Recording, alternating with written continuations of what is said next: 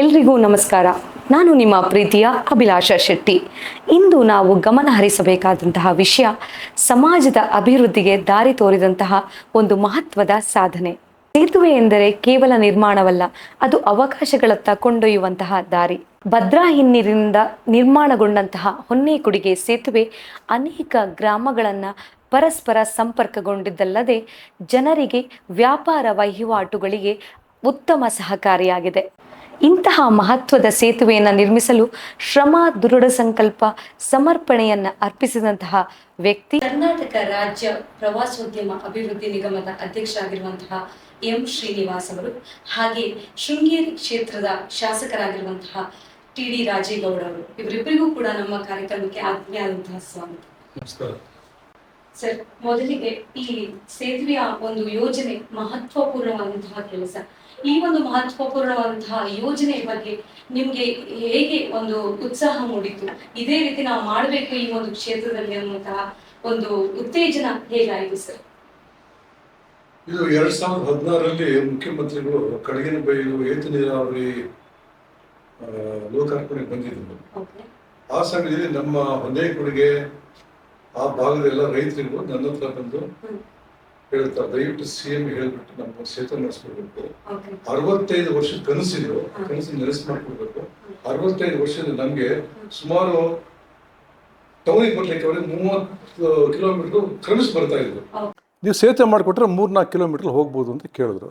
So ಆಗ ಬಂದಾಗ ನಾವು ನಮ್ಮ ಮುಖ್ಯಮಂತ್ರಿ ಹೇಳಿದೆ, ತಾವು ಹಿಂದೆ ನರಸಿಂಹರಾಜ ಒಡೆಯರ್ ಬಂದಿದ್ರು ಇಲ್ಲಿಗೆ 100 ವರ್ಷದ ಹಿಂದೆ, ನರಸಿಂಹರಾಜಪುರ ಅಂತ ಮಾಡೋರು ಎಡಿಹಳ್ಳಿನ. ಆ 100 ವರ್ಷದ ನಂತರ ಅದೇ ಊರಿನವರು ಅದೇ ಸ್ಥಾನದಲ್ಲಿ ನೀವು ಬಂದಿದ್ದೀರಾ, ಅದಕ್ಕೆ ನಮ್ಮ ರೈತರೆಲ್ಲ ಒಂದು ಬೇಡಿಕೆ ಇದೆ, ದಯವಿಟ್ಟು ತಾವು ಮಾಡಿಕೊಡ್ಬೇಕು ಅಂತ. ಆಯ್ತು, ಏನು ಅಂತ ಕೇಳಿದ್ರು. ನಾ ಹೇಳಿದೆ, ಈ ರೀತಿ ಒಂದು ಹೊನ್ನೇಕುಡಿಗೆ ಮಾಡಿಕೊಟ್ರೆ, ಇದರಿಂದ ಅವರಿಗೆ ಸೇತುವೆ ಮಾಡಿಕೊಟ್ರೆ ಅವರಿಗೆ ಭಾರಿ ಅನುಕೂಲ ಆಗುತ್ತೆ. ಸ್ಕೂಲಿಗೆ ಹೋಗೋ ಮಕ್ಕಳುಗಳಿಗೆ, ಬಡವರಿಗೆ, ಆಮೇಲೆ ವಯಸ್ಸಾದವರಿಗೆ, ಏನೋ ಅವರಿಗೆ ಆರೋಗ್ಯ ಸರಿ ಇಲ್ಲ ಅಂದರೆ ಬರಬೇಕು ಅಂದ್ರೆ ತುಂಬ ಕಷ್ಟ ಆಗ್ತದೆ, ಅದರಿಂದ ಮಾಡಿಕೊಡ್ಬೇಕು ಅಂತ ಕೇಳಿದೆ. ಸಿದ್ದರಾಮಯ್ಯ ದೊಡ್ಡ ಮನುಷ್ಯರು, ಅದರಲ್ಲೂ ಅವರಿಗೆ ನಮ್ಮ ರೈತರ ಬಗ್ಗೆ, ಬಡವರ ಬಗ್ಗೆ ಕಾಳಜಿ ತುಂಬ ಇದೆ. ಅವರು ಅದೇ ರೀತಿ ಹಿಂದಿಂದ ಅವ್ರ ಬ್ಯಾಕ್ಗ್ರೌಂಡ್ ಕೂಡ ಇದೆ. ಹಾಗಾಗಿ ಅವ್ರು ಆಯ್ತು ಮಾಡಿಕೊಡ್ತೀನಿ ಅಂತ 20 ಕೋಟಿ ರೂಪಾಯಿ ಕೊಟ್ಟರು. 20 ಕೆಲಸ ಮಾಡ್ತಾ ಮಾಡ್ತಾ 38 ಕೋಟಿ ಆಯಿತು. 20 ಕೋಟಿ ಅದಕ್ಕೆ 38 ಕೋಟಿ ಆಯಿತು. ಹಾಗಾಗಿ ಈಗ ನಮ್ಮ ಸೇತುವೆ ಲೋಕಾರ್ಪಣೆ ಮಾಡಲಿಕ್ಕೆ ರೆಡಿಯಾಗಿ ನಿಂತಿದೆ. ಅದಕ್ಕೋಸ್ಕರ 3ನೇ ಬಾರಿ ನಮ್ಮ ಮುಖ್ಯಮಂತ್ರಿಗಳು ನರಸಿಂಹರಾಜಪುರಕ್ಕೆ ಬರ್ತಿದ್ದಾರೆ. ಓಕೆ ಸರ್, ನೀವಾಗಲೇ ಹೇಳಿದ್ರಿ ಸಿದ್ದರಾಮಯ್ಯ ಸರಿಂದ ತುಂಬ ನಮಗೆ ಉಪಕಾರ, ಅವರು ತುಂಬ ಹೆಲ್ಪ್ ಮಾಡಿದ್ರು ಅಂತ. ಆದರೆ ಈಗ ಸೇತುವೆ ನಿರ್ಮಾಣದ ಘಟ್ಟದಲ್ಲಿ ಇರುವಾಗ, ಅಂದರೆ ಈಗಿಂದ ಸೇತುವೆ ನಿರ್ಮಾಣದವರೆಗೆ ಒಂದು ಕ್ರಮೇಣ ಒಂದು 9 ವರ್ಷದ ಸರಾಸರಿ ಈ ಒಂದು ಜರ್ನಿ ಹೋಗಿದೆ. ಸೊ ಆಗ ಅಂದರೆ ಒಂದು ಸರ್ಕಾರ ಬಹಳಷ್ಟು ಚೇಂಜ್ ಆಗಿದೆ. ಸೊ ಆಗ ಆ ಒಂದು ಟೈಮಲ್ಲಿ ನಿಮ್ಮ ಒಂದು ಈ ಒಂದು ನಿಮ್ಮ ಕಷ್ಟ ಹೇಗೆ ಅಂದರೆ, ಯಾಕಂದರೆ ಒಂದು ಸರ್ಕಾರದಿಂದ ಇನ್ನೊಂದು ಸರ್ಕಾರಕ್ಕೆ ಮತ್ತೆ ಶಿಫ್ಟ್ ಆಗುವಾಗ ಮತ್ತೆ ಸಿದ್ದರಾಮಯ್ಯನವರೇ ಬಂದರು ಅಧಿಕಾರಕ್ಕೆ. ಈ ಒಂದು ವೇಳೆ ನಿಮ್ಮ ಒಂದು ಶಾಸಕರಲ್ಲಿ ಅಥವಾ ಒಂದು ಮುಖ್ಯಮಂತ್ರಿಗಳಲ್ಲಿ ನಿಮ್ಮ ಒಂದು ಭಿನ್ನವೇ ಹೇಗಿತ್ತು? ಯಾವ ರೀತಿ ಅವರನ್ನ ನೀವು ಉತ್ತೇಜನ ಮಾಡಿದ್ರಿ? ನಮಗೆ 2017ರಲ್ಲಿ ಬಂದು ಅವರು ಶಂಕುಸ್ಥಾಪನೆ ಮಾಡಿದ್ರು ನಮ್ಮ ಸೇತುವೆದು. ನಮ್ಮೆಲ್ಲರ ಆಸೆ ಇತ್ತು, ಇದು ಸಿದ್ದರಾಮಯ್ಯನವರೇ ಬಂದು ಅದನ್ನ ಲೋಕಾರ್ಪಣೆ ಮಾಡಬೇಕು ಅಂತ. ಖಂಡಿತ. ಅವಾಗ ಏನಾಯ್ತು ಅಂತ ಹೇಳಿದ್ರೆ, ನೆಕ್ಸ್ಟ್ ಎಲೆಕ್ಷನ್ಲಿ ನಾವು ಸೋಲ್ಬೇಕಾಯ್ತು ನಮ್ಮ ಪಕ್ಷ. ನಾವು ಅನ್ಕೊಂಡು ಏನು ಮಾಡೋದು, ನೆಕ್ಸ್ಟ್ ಸರ್ಕಾರ ಮಾಡ್ಬೋದು ಅಂತ ಅನ್ಕೊಂಡಿದ್ದು ನಾವು. ಕೊರೋನಾ ಬಂತು, 3-4 ವರ್ಷ ಹೊರಟೋಯ್ತು. ಅಲ್ಲಿಂದ ಒರಿಸ್ಸಾದಿಂದ, ಬಂಗಾಳದಿಂದ ಬಂದು ವರ್ಕರ್ಸ್ ಎಲ್ಲ ಆಚೆ ಅವರು ಬರಲಿಲ್ಲ ವಾಪಸ್ಸು. ಅದಾದ ನಂತರ ಇನ್ನೊಂದು ಎಪಿಸೋಡ್ ಏನಾಯ್ತು ಅಂತ ಹೇಳಿದ್ರೆ, ಅತಿವೃಷ್ಟಿ ಆಯ್ತು. ಅತಿವೃಷ್ಟಿಯಿಂದ ನಮ್ ಕೆಲಸ ಮಾಡ್ಲಿಕ್ಕೆ ಪ್ರಾರಂಭ ಮಾಡ್ಲಿಕ್ಕೆ ಆಗ್ಲೇ ಇಲ್ಲ.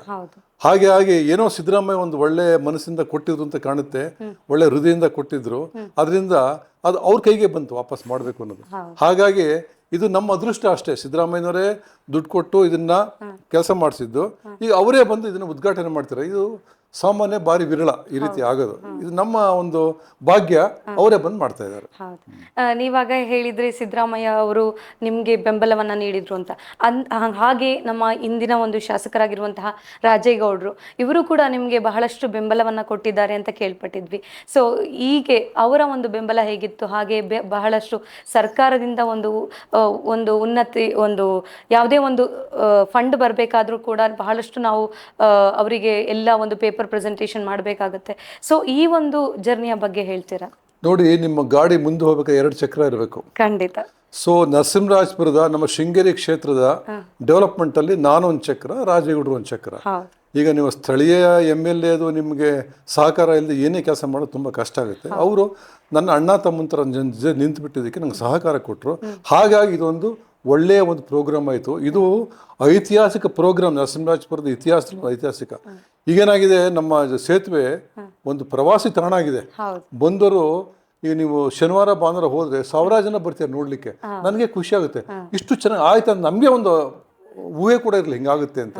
ಅದಕ್ಕೋಸ್ಕರ ಹೀಗೆ ನಮ್ಮಿಬ್ರು ಒಂದು ಎಫರ್ಟ್ ಇಂದ ಇದು ಆಗಿದೆ. ಅಂದ್ರೆ ಜೋಡೆತ್ತುಗಳ ಬೆಂಬಲ ಅಷ್ಟೇ ಕರೆಕ್ಟ್. ಅದನ್ನೇ ಹೇಳಿದ್ ನಾನು. 2 ಇದ್ರ ಮಾತ್ರ ಗಾಡಿ ಮುಂದೆ ಹೋಗಲ್ಲ, ಹಾಗಾಗಿ ಗಾಡಿ ಮುಂದೋಯ್ತು.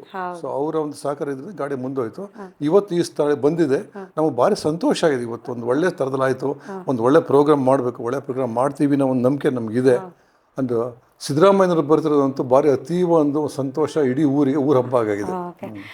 ಸರ್, ನೀವಾಗಲೇ ಹೇಳಿದ್ರಿ ನನಗೆ ಹುಟ್ಟೂರಿನಿಂದ ಬಹಳಷ್ಟು ಒಲವಿದೆ ಅಂತ. ನೀವು ವಿದ್ಯಾಭ್ಯಾಸಕ್ಕೋಸ್ಕರ ಬೇರೆ ಕಡೆ ಎಲ್ಲ ಹೋಗ್ತೀರಾ, ಮತ್ತೆ ನಿಮ್ಮ ಹುಟ್ಟೂರಿಗೆ ಬರ್ತೀರಾ. ನಿಮ್ಮ ಹುಟ್ಟೂರಿನ ಬಗ್ಗೆ ಸೆಳೆತ ಹೇಗೆ ಬಂತು ಸರ್? ಯಾಕಂದರೆ ನೀವು ಇದ್ದಿದ್ದು NR ಪುರದಲ್ಲೇ ಮೂಲತಃ, ಆಮೇಲೆ ಮತ್ತೆ ಬೇರೆ ಕಡೆ ಹೋಗ್ತೀರಾ, ಮತ್ತೆ ಈಚೆ ಬರ್ತೀರಾ. ಈ ಒಂದು ಹುಟ್ಟೂರಿನ ಸೆಳೆತ ಹೇಗಿತ್ತು ನಿಮಗೆ? ಈಗ ನಮ್ಮ ಹಿರಿಯರು ಹೇಳ್ತಾರೆ, ನನ್ನ ತಂದೆ ತಾಯಿ ನಮ್ಮ ಅಜ್ಜ ಅಜ್ಜಿ ಹೇಳ್ತಾ ಇದ್ರು, ಹುಟ್ಟೂರಿನ ಋಣ ತೀರ್ಸೋದು, ತಂದೆ ತಾಯಿ ಋಣ ತೀರ್ಸೋದು ಭಾರಿ ಕಷ್ಟದ ಕೆಲಸ. ಆ ದಿಸೆಯಲ್ಲಿ ನಾವು ಒಂದು ಸಣ್ಣ ಪ್ರಯತ್ನ ಪಟ್ಟಿದ್ದೀವಿ, ಮಾಡಬೇಕು ಅಂತ ಹೇಳ್ಬಿಟ್ಟು ಅಂತ. ಹಾಗಾಗಿ ನನಗನಿಸ್ತು, ನಾನು ಮೊದಲನೇ ಸರಿ MLC ಆಗಿದ್ದಾಗ ನನ್ನ ಬಂದ ಅನುದಾನ ತುಂಬ ಬೆಂಗಳೂರಿಗೆ ಕೊಟ್ಟೆ ನಾನು. ಆಮೇಲೆ ನನಗನಿಸ್ತು ಅಲ್ಲಿ ಕೂಡ ಬಂದು ನಮ್ಮ ಕ್ಷೇತ್ರಕ್ಕೆ ಕೊಡೋಣ, ನಮ್ಮ ಜನಗಳಿಗೆ ಕೊಡೋಣ ಅಂತ ನಂದು ಕೆಲಸ ಪ್ರಾರಂಭ ಆಯಿತು. ಮಾಡಬೇಕು ಅಂತ ಮೊದಲು 2 ಸ್ಕೂಲ್ ತೊಗೊಂಡೆ, ದೇವಸ್ಥಾನಗಳು ತೊಗೊಂಡೆ. ಅವಾಗ ಯಾವ ಜನ ನನ್ನ ಕೆಲಸ ನೋಡಿ ಅವರಿಗೆ ತುಂಬ ಸಂತೋಷ ಆಯಿತು, ನಂಗೆ ಯಾವ ಪ್ರೀತಿ ಮಾಡ್ಲಿಕ್ಕೆ ಶುರು ಮಾಡಿದ್ರು, ಅವ್ರ ಪ್ರೀತಿ ನನಗೆ ಸೆಳೀತು. ಇನ್ನೂ ಮಾಡ್ಬೇಕು ನನಗೆ ಪ್ರೋತ್ಸಾಹ ಸಿಕ್ತು ನನಗೆ. ಹಾಗಾಗಿ ಮಾಡಲೇಬೇಕು, ನಮ್ಮ ಊರಿಗೆ, ನಾವು ಹುಟ್ಟಿದ ಊರಿಗೆ ಏನಾದ್ರು ಮಾಡಲೇಬೇಕು. ನೀವೆಲ್ಲೆಲ್ಲ ಮಾಡ್ಬೋದು, ಬೇರೆ ಪ್ರಶ್ನೆ. ಆದರೂ ಈ ಹುಟ್ಟೂರಿನ ಜನ ಎಷ್ಟು ನೆನೆಸ್ಕೊಳ್ತಾರೆ ನಮ್ಮನ್ನ, ಎಷ್ಟು ಪ್ರೀತಿ ಮಾಡ್ತಾರೆ, ಅದು ನಿಮ್ಗೆ ಬೇರೆ ಕಡೆ ಸಿಗಲ್ಲ. ಇದು ನನ್ನ ಸ್ವಂತ ಅನುಭವ. ಅದನ್ನೇ ನಾನು ಇಲ್ಲೇ ಮಾಡಬೇಕು ಅಂತ ಹೇಳ್ಬಿಟ್ಟು ಅಂತ ನನಗೆ ಒಂದು ಆಸೆ ಬಂತು. ನಾನು ಕೊನೆಯವರೆಗೂ ಇಲ್ಲಿಗೆ ಮಾಡೋದು. ನಾನು ಸೆಕೆಂಡ್ ಟರ್ಮ್ MLC ಆಗಿದ್ದ ಕೂಡ ನನ್ನ ಅನುದಾನ ಎಲ್ಲ ಕೊಟ್ಟಿದ್ದು ಶೃಂಗೇರಿ ಕ್ಷೇತ್ರಕ್ಕೆ.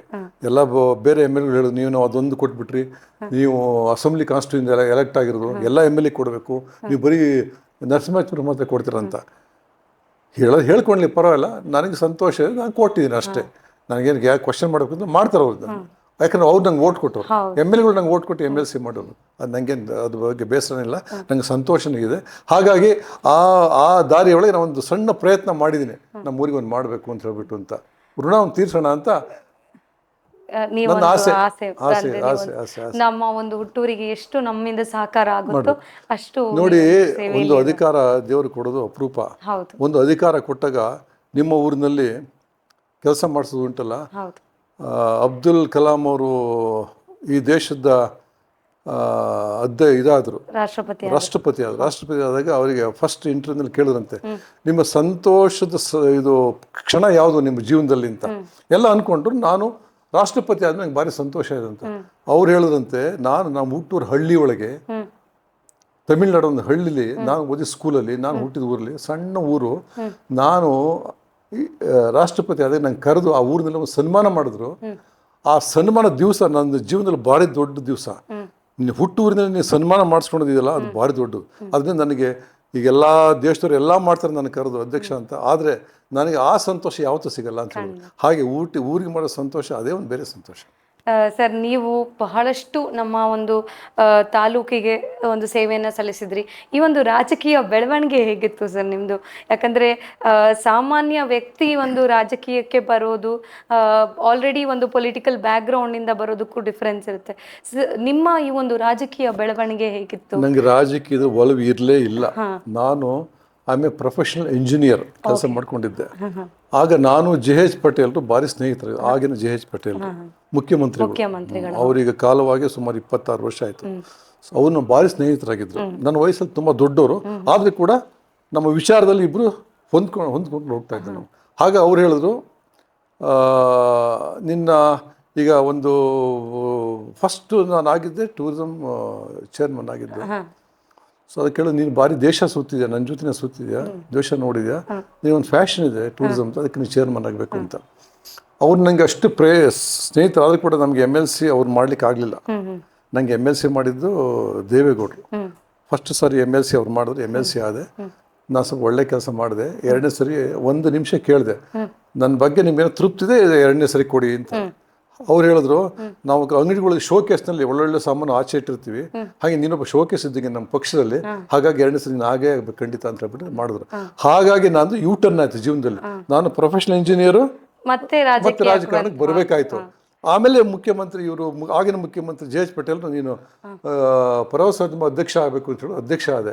ಅಲ್ಲಿ ನನಗೆ ಒಂದು ಅವಾರ್ಡ್ ಬಂತು, ಬೆಸ್ಟ್ ಟೂರಿಸಂ ಸ್ಟೇಟ್ ಅಂತ ಕರ್ನಾಟಕ. ಆಮೇಲೆ first time 27 years of existence I made a profit first time. ಅದನ್ನ ಅದರ chief minister acknowledge in the floor of the house. ಅಲ್ಲಿ ಹೇಳಿದ್ರು, ಈ ರೀತಿ ಹುಡುಗ ಹಬ್ಬ ಬಂದು ಮಾಡಿ ಇವತ್ತು ಬೆಸ್ಟ್ ಟೂರಿಸಂ ಸ್ಟೇಟ್ ಅವಾರ್ಡ್ ತೊಗೊಂಡ, ಪ್ಲಸ್ ಪ್ರಾಫಿಟ್ ಮಾಡ್ದ, ನಂಗೆ ಅವನ ಬಗ್ಗೆ ಭಾರಿ ಸಂತೋಷ ಅಂತ ಹೇಳ್ಬಿಟ್ಟು ಅಂತ ಫ್ಲೋರ್ ದ ಹೌಸ್ ಹೇಳಿದ್ರು. ಇದು ನನಗೆ ಸ್ವಲ್ಪ ಉತ್ತೇಜನ ಕೊಡುತ್ತೆ. ಈ ರೀತಿ ಒಳ್ಳೆ ಮಾತುಗಳು ನಿಮಗೆ ಉತ್ತೇಜನ ಕೊಡುತ್ತೆ. ಆ ರೀತಿ ಒಂದು ಉತ್ತೇಜನ ಕೊಡ್ತು ನನಗೆ, ಇನ್ನೂ ಮಾಡಬೇಕು ಅಂತ ಆಸೆ ಆಯಿತು. ಹಾಗಾಗಿ ನಾನು ಟೂರಿಸಂ ಬಗ್ಗೆ ಒಂದು ಫ್ಯಾಷನ್ನೇ ಬಂತು ನನಗೆ ಮಾಡಬೇಕು ಅಂತ. ಹಾಗಾಗಿ ಸುಮಾರು ನಾನೊಂದು 60-70 ದೇಶ ಸುತ್ತಿರ್ಬೋದು, ನೋಡಿರ್ಬೋದು, 100 ಹೋಗಿದ್ದೀನಿ ಎಲ್ಲ ಕಡೆನೂ. ಎಲ್ಲ ಕಡೆ ಎಲ್ಲೋದ್ರೂ ಕೂಡ ನಾನು ಟೂರಿಸಂ ಬಗ್ಗೆ ಹೆಚ್ಚು ಕಾನ್ಸಂಟ್ರೇಟ್ ಮಾಡಿ, ಅಂದ್ರೆ ದೇಶ ಸುತ್ತಿ ನೋಡು ಕೋಶ ಸುತ್ತಿ ಅಷ್ಟೇ ನಮ್ಮ ಕೋಶ ಓದಕ್ಕಾಗಲ್ಲ, ದೇಶ ಸುತ್ತಿ. ಯಾಕಂದ್ರೆ ಅನುಭವ ಯಾವತ್ತೂ ಕೂಡ ಪುಸ್ತಕದಿಂದ ಸಿಗುವಂತಹ ಅನುಭವಕ್ಕಿಂತ ನಮ್ಗೆ ಒಂದು ಜನರಿಗೊಟ್ಟಿಗೆ ಬೆರೆತಾಗ ಸಿಗುವಂತಹ ಅನುಭವವೇ ಬೇರೆ. ಅದೇ ನಿಮ್ಮ ಒಂದು ರಾಜಕೀಯಕ್ಕೆ ಒಂದು ಸ್ಫೂರ್ತಿ ಆಯ್ತು. ದೊಡ್ಡವರು ಹೇಳ್ತಾರೆ, ಅನುಭವ ಅನ್ನೋದು ಒಂದು ಅಮೃತ ಇದ್ದಂಗೆ, ಖಂಡಿತ ಅನುಭವದ ಮುಂದೆ ಯಾವುದಿಲ್ಲ ಜೀವನದಲ್ಲಿ. ಸೊ ಹಾಗಾಗಿ ನಮಗೊಂದು ಒಳ್ಳೆ ಅನುಭವ ಆಯಿತು. ಸೊ ಅದಕ್ಕೆ ನನಗೆ ಸಹಾಯ ಮಾಡಿದಂಥ ಎಲ್ಲ ಹಿರಿಯ ರಾಜಕಾರಣಿಗಳಿಗೆ ಇವತ್ತು ನಾನು ಧನ್ಯವಾದ ಕೃತಜ್ಞತೆ ಹೇಳಲೇಬೇಕು ಅವರಿಗೆ. ಹಾಗಾಗಿ ರಾಜಕಾರಣಕ್ಕೆ ಬರಬೇಕಾಯ್ತು ಅಷ್ಟೇ. ಅದರ್ವೈಸ್ ರಾಜಕಾರಣದ ಬಗ್ಗೆ ನನಗೇನು ಒಲವಿರಲಿಲ್ಲ. ಈಗ ನಾನು ರಾಜಕಾರಣಿ ಅಂತ ಏನು ಹೇಳಲ್ಲ, ರಾಜಕಾರಣದಲ್ಲಿ ಇದ್ದೀನಿ. ಸರ್, ನೀವಾಗಲೇ ಹೇಳಿದ್ರಿ, ನಾನು ಕರ್ನಾಟಕ ಒಂದು ಪ್ರವಾಸೋದ್ಯಮ ಅಭಿವೃದ್ಧಿಯ ನಿಗಮದ ಅಧ್ಯಕ್ಷರಾಗಿ ನಿಮ್ಮ ಒಂದು ಮುಂದಿನ ನಡೆ ಏನು, ಅಂದರೆ ಯಾವ ರೀತಿ ಎಲ್ಲ ನಮ್ಮ ಒಂದು ಪ್ರವಾಸೋದ್ಯಮಕ್ಕೆ ಉತ್ತೇಜನ ನೀಡ್ತೀರಾ? ನೋಡಿ, 1997-98ರಲ್ಲಿ ನಾನು ಬೆಸ್ಟ್ ಟೂರಿಸಂ ಅವಾರ್ಡ್ ತೊಗೊಂಡೆ. ಆಮೇಲೆ ಬಂದಿಲ್ಲ. ಈಗ ಆಸೆ ಇದೆ ಮತ್ತೆ ಬೆಸ್ಟ್ ಟೂರಿಸಂ ಸ್ಟೇಟ್ ಅವಾರ್ಡ್ ತೊಗೊಬೇಕು ಅಂತ. ಆ ದಿಕ್ಕಿನಲ್ಲಿ ನಾನು ಕೆಲಸ ಮಾಡ್ತಾ ಇದ್ದೀನಿ ಈಗ. ಆಮೇಲೆ ನಮ್ಮ ಚಿಕ್ಕಮಗಳೂರು, ಮೇನ್ಲಿ ನಮ್ಮ ಚಿಕ್ಕಮಗಳೂರು, ಕೂರ್ಗು ಇದು ಪ್ರವಾಸಿ ತಾಣ ಆಗಿದೆ. ಭಾರಿ ಜನ ಪ್ರವಾಸಿಗಳು ಬರ್ತಾರೆ. ಆದರೆ ಚಿಕ್ಕಮಗಳೂರು ನಾವು ಇದುವರೆಗೆ ಏನು ಮಾಡಿಲ್ಲ, ಜನಗಳಿಗೆ ನೋಡಂತ ಏನು ಮಾಡಿಲ್ಲ. ಹಾಗಾಗಿ ನನಗೆ ನಮ್ಮ ಹೊನ್ನೇಕೊಡಿಗೆ ಸೇತುವೆ ಪಕ್ಕದಲ್ಲಿ 3 ಎಕರೆ ಜಮೀನಿದೆ, ಅಲ್ಲೊಂದು ರಿಸಾರ್ಟ್ ಮಾಡಬೇಕು ಅಂತ ತುಂಬ ಆಸೆ ಇದೆ. ಆಮೇಲೆ ಎಲ್ಲ ಜನಗಳ ಹತ್ರ ಒಳ್ಳೆ ಪರಿಸರ ಇದೆ, ಒಂದು ರಿಸಾರ್ಟ್ ಮಾಡಿ ತುಂಬ ಚೆನ್ನಾಗುತ್ತೆ ಅಂತ ಅದನ್ನ ಪ್ರಯತ್ನ ಪಡ್ತೀನಿ. ಈಗ ಮೋಸ್ಟ್ಲಿ ಆಗುತ್ತದು. PP ಮಾಡಲಿಲ್ಲ, ರೆಡಿ ಆಗಿದೆಯಲ್ಲ, ಅದಾಗುತ್ತೆ. ಅದಾದರೆ ನನಗೆ ಒಂದು ಸಮಾಧಾನ ಕೊಡುತ್ತೆ. ಇದೇ ರೀತಿ ನಾನು ಕೆಲವು ಪ್ರದೇಶಗಳಲ್ಲೆಲ್ಲ ಟೂರಿಸಂ ಡೆವಲಪ್ ಮಾಡಬೇಕು, ಹೋಟೆಲ್ ಮಾಡಬೇಕು, ಆಮೇಲೆ ರಿಸಾರ್ಟ್ಸ್ಗಳು ಮಾಡಬೇಕು. ನಮ್ಮಲ್ಲಿ 5000 ವರ್ಷದ ಇತಿಹಾಸ ಇದೆ. ನಾವು ಎಲ್ಲೋ 500,000 ವರ್ಷ ಇತಿಹಾಸ ನೋಡಿ ಹೋಗ್ಲತ್ತೀವಿ. ನಮ್ದು 5000 ವರ್ಷದ ಹಿಂದಿದ್ದು, 3000 ವರ್ಷದ್ದು ಮುಂದೆ ಕಟ್ಟಡ ನಿಂತಿದೆ ನಮ್ಮ ಮುಂದೆ. ಅಂತ ಒಂದು ಒಳ್ಳೆ ಇದು ಇಲ್ಲಿ ಮಾಡ್ಲಿಕ್ಕೆ ಬೇಕಷ್ಟಿದೆ. ಸೊ ನಮಗೆ ಸ್ವಲ್ಪ ಸಹಕಾರದಿಂದ ಸರ್ಕಾರದಿಂದ ಸ್ವಲ್ಪ ದುಡ್ಡು ಗಿಟ್ಕೊಟ್ಟು ಸಹಾಯ ಮಾಡಿದ್ರೆ ಇದನ್ನ it is A pollution free industry. It is generating revenue generating industry. Plus ಇದರಿಂದ ನಮಗೆ ಎಕ್ಸ್ಚೇಂಜ್, ಫಾರಿನ್ ಎಕ್ಸ್ಚೇಂಜ್ ಕೂಡ ಬರುತ್ತೆ. ಯಾಕೆಂದರೆ ಫಾರಿನರ್ಸ್ ತುಂಬ ಬರ್ತಾರೆ. ಆ ಫಾರಿನ್ ಎಕ್ಸ್ಚೇಂಜ್ ಕೂಡ ನಾವು ಅವ್ರನ್ನ ಮಾಡ್ಬೋದು. ಹೀಗಾಗಿ ಈ ಒಂದು ಟೂರಿಸಮ್ನಲ್ಲಿ ಬೇಕಾದಷ್ಟು ನಮ್ಗೆ ಆದಾಯ ಬರೋಂಥ ಒಂದು ಇದೆ. ಅದು ಮಾಡಬೇಕು ಅಂತ ನನ್ನ ಆಸೆ ಇದೆ. ನೋಡೋಣ, ದೇವರಿದ್ದಾನೆ, ಶಕ್ತಿ ಕೊಟ್ಟರೆ, ದೇವರು ಆರೋಗ್ಯ ಕೊಟ್ಟರೆ ಮಾಡ್ತೀವಿ. ನಿಮ್ಮ ಈ ಒಂದು ಪಯಣಕ್ಕೆ ದೇವರು ಕೂಡ ಖಂಡಿತವಾಗ್ಲೂ ಬೆಂಬಲ ಕೊಡ್ತಾನೆ. ಯಾಕಂದ್ರೆ ಒಂದು ಒಳ್ಳೆಯ ಕೆಲಸ ಆಗಬೇಕು ಅಂದ್ರೆ 100 ವಿಘ್ನ ಇರುತ್ತೆ. ಅಂತಹ ಎಲ್ಲ ವಿಘ್ನವನ್ನ ದಾಟಿ, ಯಾಕಂದ್ರೆ ಈ 9 ವರ್ಷದ ಪಯಣ ಒಂದು ಸುದೀರ್ಘ ಪಯಣ. ನೀವೊಂದು ಎಷ್ಟು ಒಂದು ಕೆಲಸವನ್ನ ಮಾಡಿದ್ದೀರಿ ಅಂತ ಈ ಒಂದು ಏಜಲ್ಲಿ ನಮ್ಮ ಒಂದು ಯೂತ್ಸ್ಗೆ ಒಂದು ಏನು ಅಂದರೆ ಒಂದು ಉತ್ತೇಜನ ಆಗುತ್ತೆ, ಸ್ಫೂರ್ತಿ ಆಗುತ್ತೆ. ಸೊ ಅಂತಹ ಒಂದು ನಿಮ್ಮ ಯಶಸ್ಸಿನ ಪಯಣ ಹೀಗೆ ಮುಂದುವರಲಿ ಅಂತ ಹೇಳ್ತೀನಿ. ಅದರ ಜೊತೆಗೆ ಈ ಒಂದು NR ಪುರಕ್ಕೆ ನೀವೇ ಹೇಳಿದ್ರಿ, ನನ್ನ ಹುಟ್ಟೂರು, ಇದಕ್ಕೆ ನಾನು ಬಹಳಷ್ಟು ಒಂದು ಕಾರ್ಯವನ್ನು ಮಾಡಬೇಕು ಅಂತ. ಇದರ ಬಗ್ಗೆ ಹೇಳ್ತೀರಾ ಸರ್? ಏನೆಲ್ಲ ಪ್ಲಾನ್ಸ್ನ ಇಟ್ಕೊಂಡಿದ್ದೀರಾ ನೀವು NR ಪುರದಲ್ಲಿ? ನರಸಿಂಹರಾಜಪುರಕ್ಕೆ ನನಗೆ ಹೊನ್ನೇಕೊಡಿಗೆ ಸೇತುವೆ ಆಗಬೇಕಾಯ್ತು. ಈಗ ಸುಮಾರು 130 ವರ್ಷ ಆಗಿತ್ತು ಈ ಮುಖ್ಯ ರಸ್ತೆ ಆಗಿ. 130 ವರ್ಷದ ಅಗಲ ಆಗಿಲ್ಲ. ಇಲ್ಲಿ ಮಕ್ಕಳು ಓಡಾಡಂಗಿಲ್ಲ, ವಯಸ್ಸರು ಓಡಂಗಿಲ್ಲ, ವೆಹಿಕಲ್ ಓಡಾಡಂಗಿಲ್ಲ. ಅದಕ್ಕೋಸ್ಕರ ನಾನು ಹೋಗಿ ಮುಖ್ಯಮಂತ್ರಿ ಕೇಳಿದೆ, ಸರ್ ತುಂಬ ಆಸೆ ಅಂತ ಅನ್ಕೊಂಬಿಡಿ, ಒಂದೊಂದೇ ಕೇಳ್ತಾನೆ ಇದ್ದೀನಿ ಅಂತ. ನಮ್ಮ ಊರು ಅಗಲ ಆಗಿಲ್ಲ, ಒಂದು 60 ಕೋಟಿ ದುಡ್ಡು ಬೇಕು ಕೊಡಿ ಅಂತ ಕೇಳಿದೆ. ಅವ್ರು ಕೊಡ್ತೀನಿ ಅಂತ 1 ವರ್ಷ ಇದಾಯಿತು. ಪಾಪ ಅವ್ರಿಗೆ ಕಷ್ಟ ಇತ್ತು ಕೊಡಲಿಕ್ಕೆ, ಸರ್ಕಾರದಲ್ಲಿ ಬೇಕಷ್ಟು ತೊಂದರೆ ಇರುತ್ತೆ. ಆದ ಕಡೆ ಕೊನೆಯನ್ನು 60 ಕೋಟಿ ಕ್ಯಾಬಿನೆಟಲ್ಲಿ ಇಟ್ಟು ನನ್ನ ಪರವಾಗಿ ವಕೀಲರ ಥರದ್ದು ವಾದ ಮಾಡಿ ನನಗೆ 60 ಕೋಟಿ ದುಡ್ಡು ಕೊಡ್ಸಿದ್ದಾರೆ. ಅದು ಆದರೆ ನನ್ನ ಜೀವನದ ದೊಡ್ಡ ಸಾಧನೆ ಅಂತ ಹೇಳಿದ್ರೆ ನರಸಿಂಹರಾಜಪುರದ ರೋಡ್ ಅಗಲಾಗಬೇಕು, ನರಸಿಂಹರಾಜಪುರದ ರೋಡ್ ಚಿತ್ರ ಚೇಂಜ್ ಆಗಬೇಕು. ಈ ನೋಡಿ ಹೊನ್ನೇಕೊಡಿಗೆ ಅಂತ ಊರು ಇಲ್ಲಿಗೆ ಟೌನಿಗೆ ಬರಲಿಕ್ಕೆ 5-6 ಕೋಟಿ ರೂಪಾಯಿ ನಮ್ಮ ಜಾರಕಿಹೊಳಿ ಕೊಟ್ಟರು. ಇವತ್ತು ವಂಡರ್ಫುಲ್ ರೋಡ್ ಆಗಿದೆ. ಸಿ ಎಂ ಶಂಕುಸ್ಥಾಪನೆ ಬಂದಾಗ ನಾವು ಕಾಡನ್ನ ರೋಡ್ ಮಾಡಿ ಹೋಗಿದ್ದು, ಇವತ್ತಲ್ಲಿ 60 ಅಡಿ ರೋಡ್ 50 ಅಡಿ ರೋಡ್ ಆಗಿದೆ. ನಾಳೆ ತೋರಿಸ್ತೀನಿ ನಾವು ಬಂದಾಗ, ಅವರಿಗೆ ಖುಷಿ ಆಯ್ತು ಇಷ್ಟು ದೊಡ್ಡ ರೋಡ್ ಆಗಿದೆ ಅಂತ. ಅದಾಗಿದೆ. ಅದಕ್ಕೆ ಇದನ್ನ ಹೇಳಿದ ಅವ್ರು ಕೊಟ್ಟಿದ್ದಾರೆ, ನೀವು 60 ಕೋಟಿ ಕೊಟ್ಟುಬಿಟ್ರೆ ಆಗುತ್ತೆ ಅಂತ. ನಿಮಗೆ 1.5 ಕಿಲೋಮೀಟರ್ ಯಾಕೆ 60 ಕೋಟಿ ಬೇಕು ಅಂತ ಹೇಳಿದ್ರು. ಈಗ ನಾವು ಬಡವರಿದ್ದಾರೆ, ಅವ್ರ ಮನೆ ಒಡ್ಸಾಕ್ತಾ ಇದೀವಿ, ಅವರಿಗೆ ಪರಿಹಾರ ಕೊಡೋಣ ಅಂತ ಹೇಳ್ಬಿಟ್ಟು ಅಂತ ಅದಕ್ಕೆ ಇಲ್ಲದೆ ನಮ್ಮ ರೋಡಿಗೆ 20 ಕೋಟಿ ಸಾಕು. ಈ ಸುಮಾರು 35-40 ಕೋಟಿ ಪರಿಹಾರ ಕೊಡ್ತೀವಿ ಬಡವರಿಗೆ. ಹಾಗಾಗಿ ಅದೊಂದು ಕೆಲಸ ಆದರೆ ದೊಡ್ಡ ಆಸೆ ಇತ್ತು. 80 ವಯಸ್ಸು ಆಗಿದೆ ಅಮ್ಮ. ಸೊ ಶಕ್ತಿ ಎಷ್ಟು ದಿವಸ ಅಂತ ಗೊತ್ತಿಲ್ಲ. ಅದು ಮುಂಚೆ ನಮ್ಮ ಶಕ್ತಿ ಕಡಿಮೆ ಆಗೋ ಮುಂಚೆ ಹೊನ್ನೇಕೊಡಿಗೆ ಸೇತುವೆ ಒಂದು, ಈ ರೋಡ್ ಅಗಲ ಒಂದು ಆಗಬೇಕು ಅಂತ ಆಸೆ ಇತ್ತು. ಅದನ್ನ ಮಾಡಿಸ್ತೀನಿ ಖಂಡಿತ. ಕೊನೆಯದಾಗಿ ನಮ್ಮ ಒಂದು ಯುವ ಜನಾಂಗಕ್ಕೆ ಏನಂತ ಮಾಹಿತಿ ಹೇಳ್ತೀರಿ? ಯಾಕಂದರೆ ನಿಮ್ಮನ್ನು ನೋಡುವಾಗ ನನಗೂ ಕೂಡ ಸ್ಫೂರ್ತಿ ಆಗುತ್ತೆ, ನಾನು ಒಂದು ಏನಾದರೂ ಅಚೀವ್ ಮಾಡಬೇಕು ಲೈಫಲ್ಲಿ ಅಂತ. ಸೊ ಈ ಒಂದು ಸಂದರ್ಭದಲ್ಲಿ ನಮ್ಮ ಒಂದು ಯುವ ಜನಾಂಗಕ್ಕೆ ಏನಂತ ಒಂದು ಸಂದೇಶವನ್ನು ಹೇಳ್ತೀರಾ ಸರ್? ಏನಿಲ್ಲ, ನಿಮ್ಗೆ ಯಾವತ್ತು ನೀವು ಎಷ್ಟೇ ದೊಡ್ಡ ಮನುಷ್ಯರಾಗಿ ಯಾವುದೇ ದೇಶದಲ್ಲಿರಿ, ಹುಟ್ಟೂರು ಯಾವತ್ತು ಮರಿಬೇಡಿ. ಆ ಹುಟ್ಟೂರಿ ನಿಮ್ಮ ಕೈಲಾಗಿ ಸೇವೆನ ಮಾಡಿ. ನೀವು ಪ್ರಾಮಾಣಿಕತೆ ಮಾಡ್ಬೇಕು ಎಲ್ಲದನ್ನು. ಸುಮ್ಮನೆ ಬೂಟಾಟಿಕೆ ಮಾಡೋಕ್ಕೆ ಹೋಗಬೇಡಿ, ಅದು ಉಪಯೋಗ ಆಗಲ್ಲ ನಿಮಗೆ.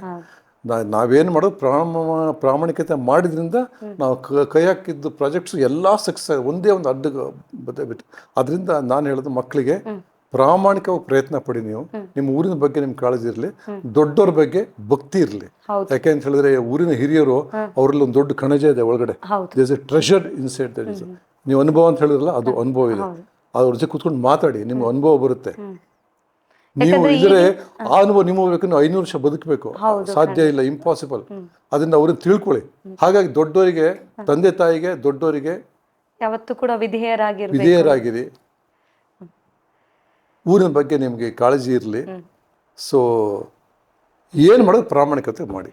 ಇದೇ ನನ್ನ ಸಂದೇಶ. ತುಂಬಾ ಒಳ್ಳೆಯ ಮಾತು ಸರ್. ಯಾಕಂದ್ರೆ ಇಂದಿನ ಯುವ ಜನಾಂಗ ಯಾವಾಗಲೂ ಕೂಡ ಮೊಬೈಲ್, ಟಿವಿ ಮತ್ತೆ ಈಗಿನ ಒಂದು ಫ್ಯಾಸಿನೇಟಿಂಗ್ ವರ್ಲ್ಡ್ ಅಂತ ಹೇಳ್ತೀವಿ, ಬರೀ ಅದ್ರತ್ತನೇ ಒಲವನ್ನ ತೋರಿಸ್ತಾ ಇದ್ದಾರೆ ಬಿಟ್ರೆ ನಮ್ಮ ಒಂದು ನಾವು ಹುಟ್ಟಿದ್ದು ಒಂದು ಬೇರು ಯಾವುದು, ನಮ್ಮ ತಾಯ್ನಾಡು ಅನ್ನೋದ್ ಬಗ್ಗೆ ಆದಷ್ಟು ಜನರಿಗೆ ಒಲವಿಲ್ಲ.